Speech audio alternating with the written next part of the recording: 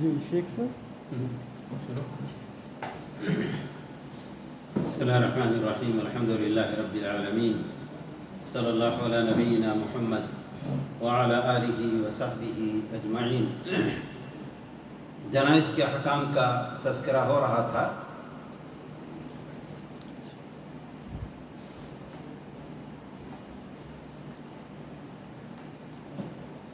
بسا اوقات ایک اردو شعر میں ہے، زبان خلق و نقار خدا کے اس طرح سے کچھ ہے. تو اگر کسی مسلمان کے مرنے کے بعد لوگ اس کی تعریفیں کریں، اس کی نیکیاں گنائیں، تو اس کے معنی وہ بندہ اللہ رب العالمین کی مغفرت کا حقدار ہے، بشرطے کہ وہ مسلمان.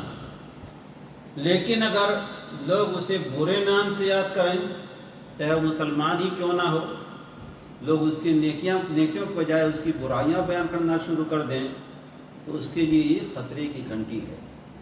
اس سلسلے میں ایک حدیث ہے، رسول اللہ صلی اللہ علیہ وسلم صحابہ کرام کے ساتھ بیٹھے ہوئے تھے. ایک جنازہ ادھر سے گزر رہا تھا، تو اس جنازے یعنی میت کی تعریف کی گئی. لوگوں کا بڑا اچھا آدمی تھا، ایسا تھا ویسا تھا. وَتَتَابَعَتِ الْأَلْسُنُ بِالْخَيْرِ، زبانیں اس کی بھلائی مسلسل بیان کر رہی تھی، لوگ بتا رہے تھے بڑا اچھا ہے. فَقَالُوا مَا عَلِمْنَا فَقَالُوا كَانَ مَا عَلِمْنَا يُحِبُّ اللَّهَ وَرَسُولَهُ، ہمارے اپنے علم کے مطابق یہ اللہ اور رسول سے محبت کرتا تھا. یعنی تعریفی کلمات میں یہ بھی کہا لوگوں نے کہ ہمیں اپنے علم کے مطابق یہ بندہ اللہ اور رسول سے محبت کرتا تھا. تو رسول اللہ صلی اللہ علیہ وسلم نے فرمایا وجبت وجبت وجبت.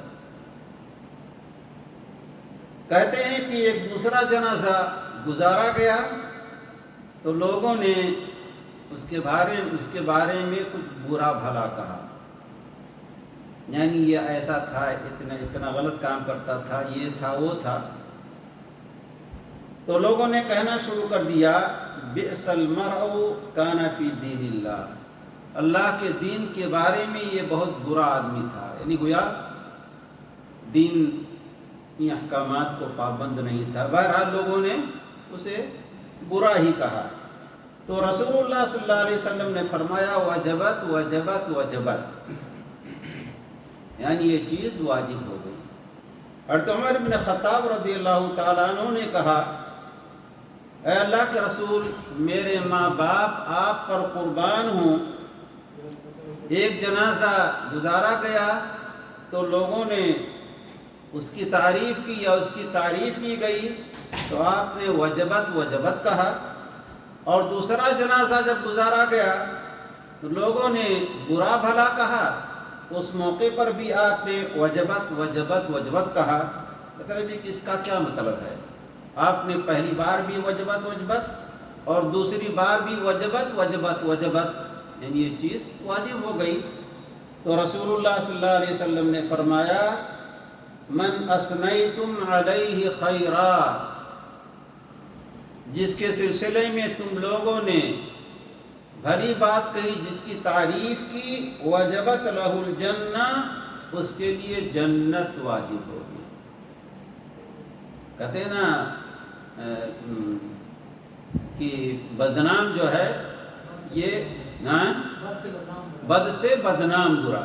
انسان کے اندر برائیاں ہیں اور لوگوں کو معلوم نہیں ہیں، تو اس کا معاملہ اس آدمی سے بالکل مختلف ہے جس کی برائیوں سے لوگ تنگ ہیں، جو بدنام ہے. وَأَنْتُ، اللہ کے رسول علیہ الصلوٰۃ والسلام نے فرمایا جس کی تم لوگوں نے تعریفیں کی ہیں اس کے لیے جنت واجب ہو گئی، اور تم لوگوں نے جس کی برائی بیان کی وجبت لہ النار، اس کے لیے جہنم واجب ہو گئی. بس ایک بات یہاں یاد رہے، کسی مسلمان کی بری عادات کی وجہ سے اگر لوگ اس کی برائیاں بیان کریں اور اس کے لیے جہنم ہو، تو اس کا مطلب نہیں کہ ہمیشہ ہمیشہ جہنم میں رہے گا، بلکہ وہ اللہ رب العالمین کی مشیت میں ہے۔ اللہ تعالیٰ چاہے تو ایسے ہی معاف کر دے یا سزا دے کے، بشرطے کہ وہ مسلمان ہو۔ رسول اللہ صلی اللہ علیہ وسلم نے آگے فرمایا الملائکۃ شہداء اللہ فی السماء، روئے زمین پر تو تم اللہ رب العالمین کے گواہ ہو، اور آسمان میں فرشتے اللہ کی طرف سے گواہ ہیں۔ زمین میں تم اس کی تعریف کر رہے ہو، فرشتے آسمان میں اس کی تعریف کر رہے ہیں۔ زمین میں تم جس کی برائی بیان کر رہے ہو، آسمان کے فرشتے آسمان میں اس کی برائی بیان کر رہے ہیں۔ وَأَنْتُمْ شُهَدَاءُ اللَّهِ فِي الْأَرْضِ وَأَنْتُمْ شُهَدَاءُ اللَّهِ فِي الْأَرْضِ وَأَنْتُمْ شُهَدَاءُ اللَّهِ فِي الْأَرْضِ۔ اللہ کے رسول علیہ السلام نے 3 بار کہا اللہ رب العالمین کی طرف سے روئے زمین میں تم گواہ ہو۔ تو گواہی اگر دے رہو کہ آدمی اچھا ہے تو پھر اس کے لیے بہتری ہے، اور کسی کی برائیاں اس قدر منتشر ہوں کہ لوگ برا بھلا کہیں مرنے کے بعد بھی، اس کے معنی اس کے لیے اچھا نہیں ہے۔ اللہ کے رسول علیہ السلام نے فرمایا اِنَّ لِلَّهِ مَلَائِکَةً تَنطِقُ عَلَىٰ أَلْسُنَةِ بَنِي آدَمَ فِيمَا فِي الْمَرْءِ مِنَ الْخَيْرِ وَالشَّرِّ۔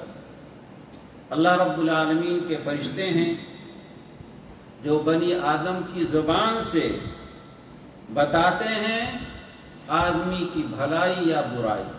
مطلب یہ کہ آدمی اگر بھلا ہے، ظاہری طور پر، باطن کا حال تو اللہ رب العالمین جانے، لیکن ظاہری طور پر آدمی نیک ہے، نماز روزے کا پابند تھا، غریبوں کا خیال کرتا تھا، کسی کی برائی نہیں کرتا تھا، زمین فساد نہیں برپا کرتا تھا، لوگوں نے گواہی دیا تو اللہ رب العالمین لوگوں کی یہ شہادت اس بندے کے حق میں قبول فرما لے گا۔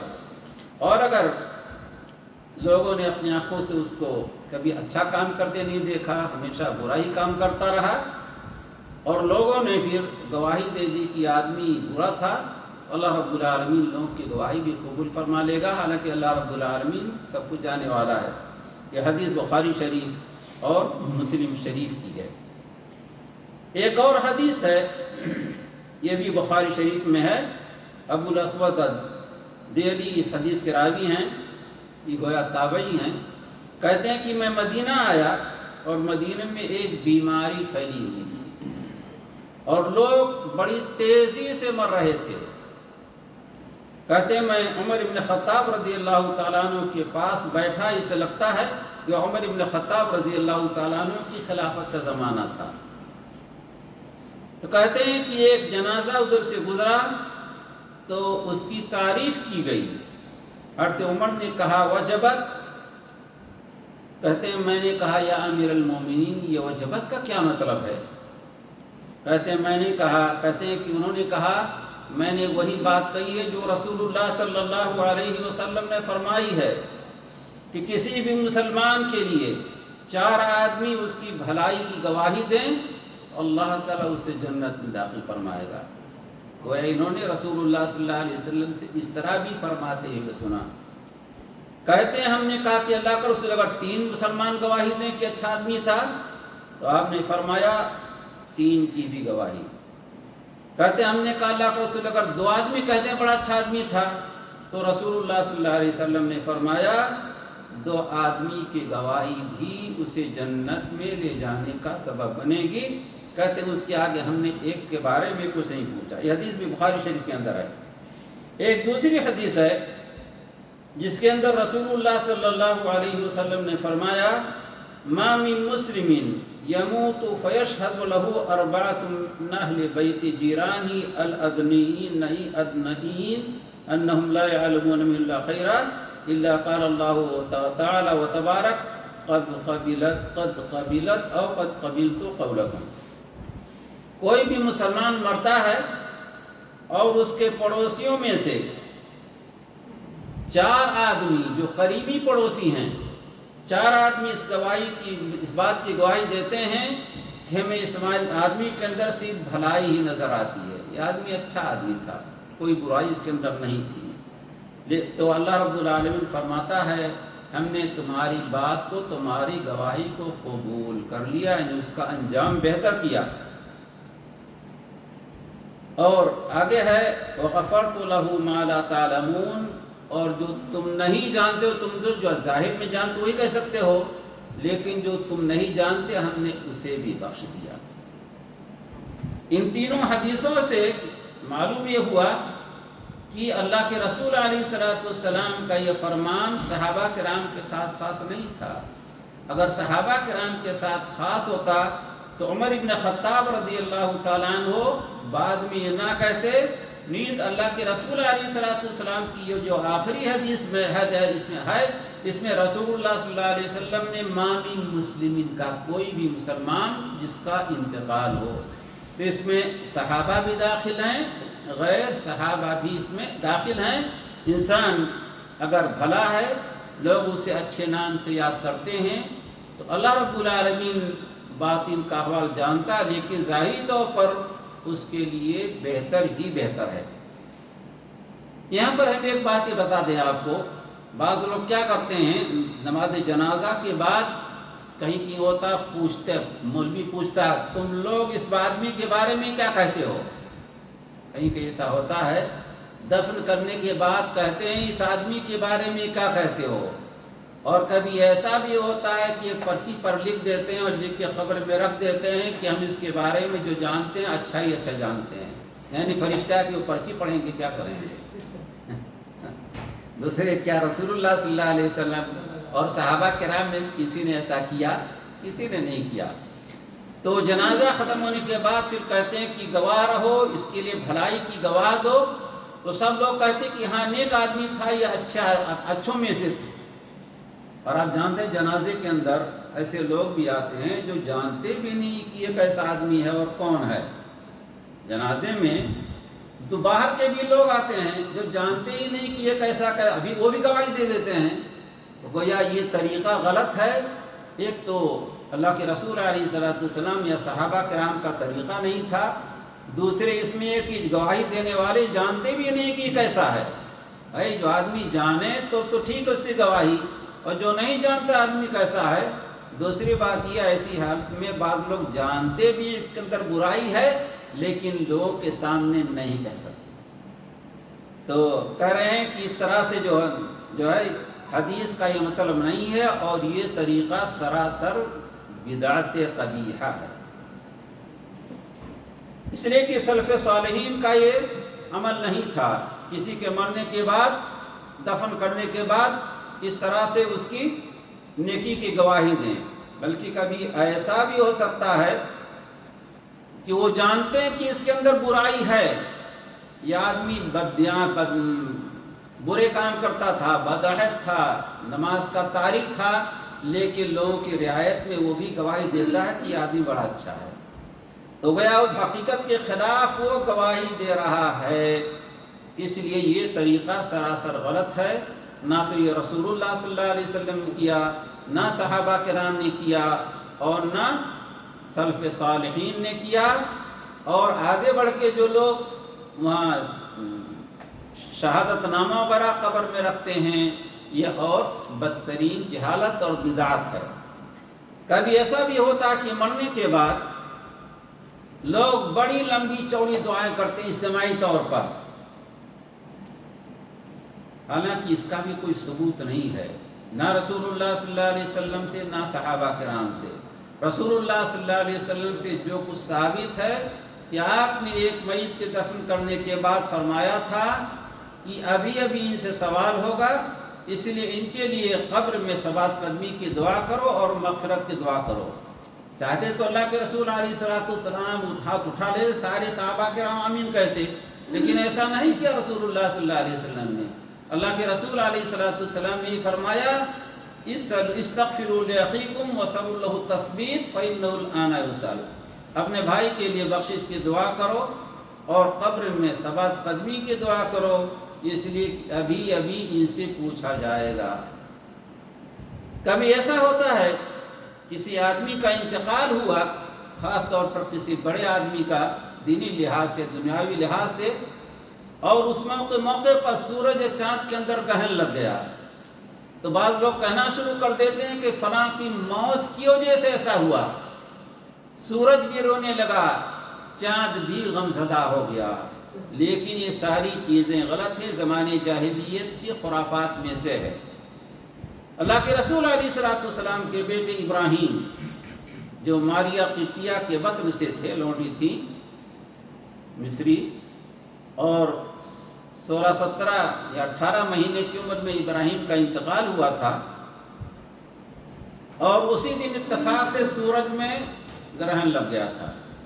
تو لوگوں نے یہ کہنا شروع کر دیا تھا ان خسفت الشمس بموت ابراہیم، ابراہیم کی موت کے غم میں سورج کے اندر گرہن لگ گیا.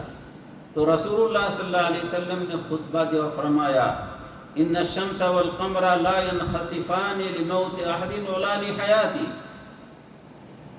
چاند اور سورج یہ کسی کے مرنے سے یا کسی کے پیدا ہونے سے گرہن آلود نہیں ہوتے، بلکہ یہ اللہ رب العالمین قدرت کی نشانیوں میں اس کی نشانی ہے.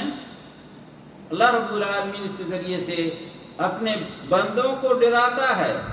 جب تم سورج گرہن یا چاند گرہن دیکھو تو تم لوگ گھبرا جاؤ اور اللہ رب العالمین کا ذکر، اس سے دعا کرو، اس سے گناہوں کی معافی مانگو، صدقہ کرو اور مسجدوں کے اندر نماز پڑھو. چنانچہ رسول اللہ صلی اللہ علیہ وسلم ثابت ہے کہ آپ نے جب سورج گرہن ہوا تو رسول اللہ صلی اللہ علیہ وسلم نے 2 رکعت نماز پڑھائی، ہر رکعت کے اندر 2 رکوع اور 2 سجدہ، اور اس کے بعد رسول اللہ صلی اللہ علیہ وسلم نے یہ خطبہ دیا تھا. اس لیے چاند و سورج یہ اللہ رب العالمین کے حکم کے مطابق چلتے ہیں، کسی کے مرنے جینے کا ان پر کوئی اثر نہیں ہوتا. اس لیے اس طرح کے عقیدوں سے انسان کو دوسروں کو آگاہ کرنا چاہیے کہ غلط ہے، اور اس طرح کا عقیدہ نہ رکھیں. یہ اللہ رب العالمین کے حکم کے تابع ہیں. اللہ رب العالمین جو چاہتا ہے وہ کرتا ہے، اور جس طرح سے چاہتا ہے اس طرح سے کرتا ہے. آج کی یہ بحث یہ پر ختم ہوئی. صلی اللہ علیہ نبینا محمد وعلی آلہ وصحبہ اجمعین. اور جیسا کہ میں نے کہا ہے، زبان خلق و نقار خدا کی یہ ہر ایک کے لیے، صحابہ کرام کے لیے نہیں بلکہ قیامت تک کے لیے، جس مومن کی بھی لوگوں نے تعریف کی، اللہ رب العالمین انشاءاللہ ان کے تعریفی کلمات کو شرف قبول سے نوازے گا. کوئی سوال کسی کے پاس ہو تو کر سکتا ہوں. شیخ صاحب، ہمارے لوگ کہتے رہتے ہیں کہ آپ جو ہے نا اس کے پیچھے تعریف ہی کریں. تعریفیں مطلب ہے اگر وہ برا بھی ہو تو پھر بھی کرنی چاہیے تعریفیں نہیں. لوگ کہتے ہیں کہ حدیث میں یہ ہے کہ مرنے والی کی برائی نہ بیان کرو. یہ کہیں نہیں ہے کہ اس کی تعریفیں ہی کرو. اگر تعریف کے لائق نہیں ہے تو غلط ہے تعریف کرنا. البتہ اس کی برائی کے سلسلے میں زبان کو ذرا سا بند رکھیں تو بہتر ہے. اور لوگ بیان کرتے ہیں نا اذکروا محاسن موتاکم، اپنے مردوں کی نیکیاں بیان کرو، لیکن یہ علی الاطلاق نہیں ہے. اگر انسان برا ہے، خاص طور پر اگر وہ زیادہ حق سے ہٹا ہوا ہے، بدعقیدہ ہے، تو آپ کہاں تک تعریف کریں گے اس کی، اور آپ کی تعریف قابل قبول بھی نہیں ہوگی. اس لیے ٹھیک ہے اس کو برا بھلا نہ کہیں، برائی نہ بیان کریں، لیکن کبھی ایسا ہوتا ہے کہ انسان کی زبان سے دیکھ کر اچانک نکل جاتا ہے یہ برا آدمی تھا. تو انسان زبان کی حفاظت کرے، لیکن بیجا ایسے لوگوں کی تعریف نہ کرے جن کی برائیاں عام طور پر لوگ جانتے ہیں اور لوگوں پر بالکل عیاں. بچے کی پیدائش پہ جو کان میں اذان کہتے ہیں، یہ ایک ہی کان میں اذان کہنی چاہیے یا؟ سچی بات یہ ہے کہ اذان اور اقامت کی جو حدیث ہے ان میں سے ایک بھی صحیح نہیں ہے.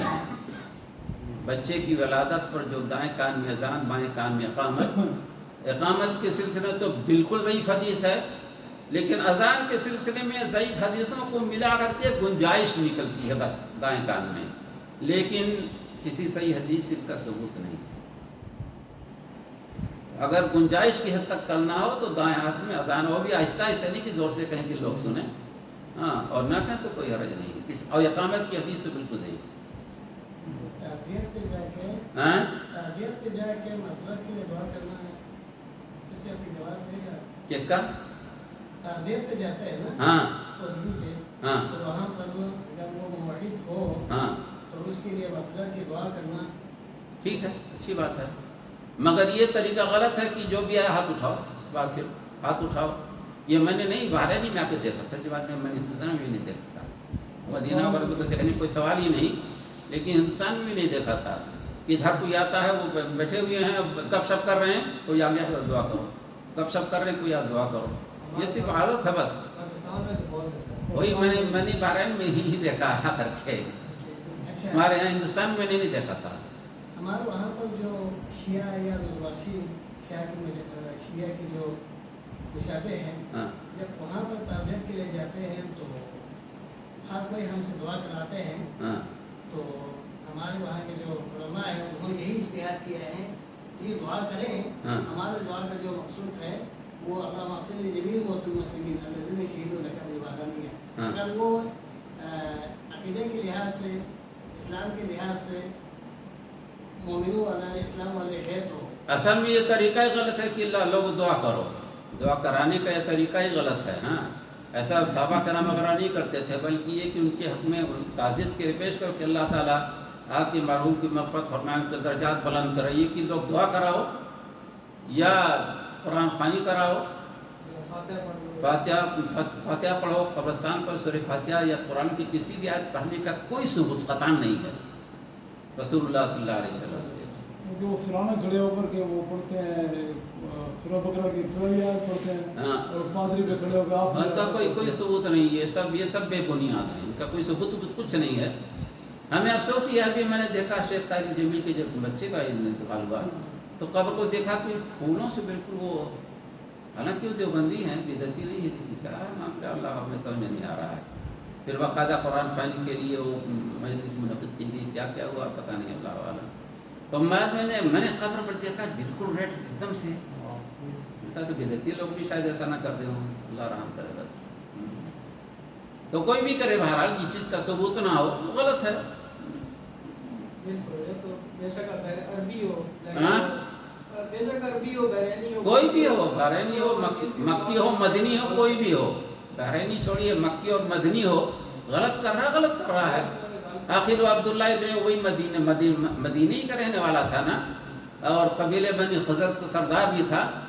जब अल्लाह के रसूल अलैहिस्सलाम उसकी वही था अब्दुल्लाह इब्न उबई, जिसने ग़ज़वे बनी मुस्लिम से लौटने के बाद कहा था, कहते हैं कि हुमुल्लज़ीना यक़ूलूना ला तुनफ़िक़ू अला मन इंदा रसूलिल्लाह हत्ता यनफ़द्दू वलिल्लाहि ख़ज़ाइनुस समावाति वल अर्ज़ वलाकिन्नल मुनाफ़िक़ीना ला यफ़क़हून यक़ूलूना ला रजअना इलल मदीनति ला युख़रिजन्नल अअज़्ज़ मिनल अज़ल वलिल्लाहिल इज़्ज़तु वलिरसूलिहि वलिल मुमिनीन वलाकिन्नल मुनाफ़िक़ीना ला यअलमून। वो बादशाह बनने वाला था जब तक रसूलुल्लाह सल्लल्लाहु अलैहि वसल्लम पहुँच गए, किस्सा ख़त्म हो गया। वो उन्हीं लोगों ने, अब्दुल्लाह इब्न उबई ने कहा था, उसके मुनाफिकीन ने उसका साथ दिया था कि जब ये जो है मक्का वाले जो भूखों आए थे, तुम लोगों ने खाना पीना दिया, उनका खाना पीना बंद कर दो, भाग जाएंगे, या जब मदीना हम लौट के जाएंगे तो जो इज़्ज़त वाले हैं वो ज़लील लोगों को मदीना से निकाल देंगे। इन मुनाफिकीन ही ने कहा था। अल्लाह रब्बुल आलमीन ने उसका जवाब भी दिया, और फिर या अय्युहल्लज़ीना आमनू ला तुल्हिकुम अम्वालुकुम वला औलादुकुम, उसी आयत के जवाब में था। हाँ, तो अब्दुल्लाह इब्न उबई का निफाक मारूफ था कि वो मुनाफिक है। ग़ज़वे उहुद के अंदर अपने 300 साथियों को लेकर के रास्ते से लौट आया था। ये सब कुछ हुआ। रसूलुल्लाह सल्लल्लाहु अलैहि वसल्लम उसके मरने के बाद उसकी नमाज जनाजा आपने अदा फरमाई। जब नमाज जनाजा पढ़ाने जा रहे थे, हज़रत उमर इब्न ख़त्ताब सामने आके क्यों पढ़ा रहे हैं, बाद खत्म, मुझे हैरत हुई कि मैंने इतनी जुरा से कैसे काम लिया था रसूलुल्लाह सल्लल्लाहु अलैहि वसल्लम से, पढ़ाने नहीं दे रहे थे। तो रसूलुल्लाह सल्लल्लाहु अलैहि वसल्लम फरमाया, तुम हट जाओ। अल्लाह ताला ने कहा कि तुम इनके लिए 70 बार भी मग़फ़िरत की दुआ करो तो हम माफ़ नहीं करेंगे, नहीं बख्शेंगे। अगर मुझे मालूम होता कि 70 बार से ज़्यादा दुआ करने से, मग़फ़िरत करने से इसकी बख्शिश हो जाएगी तो मैं वो भी करता। रसूलुल्लाह सल्लल्लाहु अलैहि वसल्लम ने नमाज जनाजा पढ़ा दी, और जैसे ही नमाज जनाजा पढ़ा के फारिग हुई, कुरान की आयत नाज़िल हुई, वला तुसल्लि अला अहदिन मिनहुम मात अबदा, इनमें से मुनाफिकीन में से आइंदा जब भी कोई मरे तो उसकी नमाज जनाजा न पढ़ना और उसकी कब्र के ऊपर खड़े तक ना होना। اور عبداللہ ابن ابی نے جو یہ کہا تھا کہ جو مدینہ جائیں گے تو جو عزت والے اور ذلیل لوگوں کو نکال دیں گے، عزت والوں سے مراد اس نے اپنا اور اپنی جماعت کو لیا تھا، نعوذ باللہ ذلیل اللہ کے رسول علیہ وسلم صحابہ کرام کو. جانتے ہیں اس موقع پر کیا حادثہ ہوا تھا؟ بہت اہم حادثہ ہوا تھا. عبداللہ ابن ابی جو منافقین کا سردار تھا، اسی کے ایک بیٹے تھے عبداللہ نام کے، اور وہ اللہ کے رسول علیہ السلام پر ایمان لے آئے تھے، مسلمان تھے. اس نے راستے میں تو کہہ دیا کہ مدینہ والے نکال دیں گے. جب قافلہ لوٹ رہا تھا اور مدینہ کے قریب پہنچا، عبداللہ نے تلوار نکال لی اور اپنے باپ سے کہا خبردار ایک قدم بھی آگے بڑھایا تو اسی تلوار سے تمہاری گردن کاٹ دوں گا. تم ذلیل ہو اور اللہ کے رسول علیہ السلام عزت والے ہیں. رسول اللہ صلی اللہ علیہ وسلم نے جب اجازت دی کہ اس کو آنے دو تو عبداللہ رضی اللہ تعالیٰ عنہ نے اپنے باپ کو داخل ہونے دیا. یہ عبداللہ ایک بار اللہ کے رسول علیہ السلام کے پاس آئے اور کہا کہ یا رسول اللہ صلی اللہ علیہ وسلم، میں نے سنا کہ لوگ میرے باپ کو قتل کرنے والے یا کسی سے قتل کرانے والے ہیں. حضرت عمر نے کہا تھا رسول اللہ صلی اللہ علیہ وسلم سے مجھے چھوڑیے، میں اس کے گردن منافق کی گردن اڑا دوں. تو انہوں نے کہا کہ اگر ایسے کوئی بات ہے تو مجھ سے کہیے، میں اسے قتل کر دوں اپنے باپ کو، اس لیے کہ کوئی دوسرا قتل کرے گا تو میں اس کو زمین پر چلتا ہوا نہیں دیکھ پاؤں گا. اللہ کے رسول علیہ السلام نے فرمایا نہیں، اس کو رہنے دو. اور جب حضرت عمر نے کہا کہ اجازت دیجیے میں قتل کر دوں، تو رسول اللہ صلی اللہ علیہ وسلم نے فرمایا کیف ويتحدثون الناس ان محمد یقتل اصحابہ. لوگ پھر کہنا شروع کر دیں کہ یہ محمد صلی اللہ علیہ وسلم تو اپنے ساتھیوں کو قتل کرنے لگے، اس لیے کہ نماز پڑھتا تھا، زکوٰۃ اور ظاہر میں چاہے اندر کھاتا پیتا ہو لیکن ظاہر میں روزہ بھی رکھتا تھا، جہاد میں بھی شہید ہوا، چاہے فتنہ پھیلانے کے لیے.